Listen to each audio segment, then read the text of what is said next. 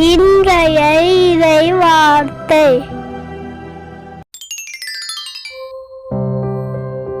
உன் செல்வத்தை கொண்டு அவரை போற்று.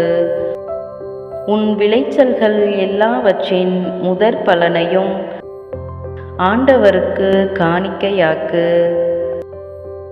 நீதிமொழிகள் புத்தகம் அதிகாரம் 3 9வது இறை திருவசனம். உன் செல்வத்தை கொண்டு அவரை போற்று. உன் விளைச்சல்கள் எல்லாவற்றின் முதற் பலனையும் ஆண்டவருக்கு காணிக்கையாக்கு. நீதிமொழிகள் புத்தகம் அதிகாரம் 3 9வது இறை திருவசனம்.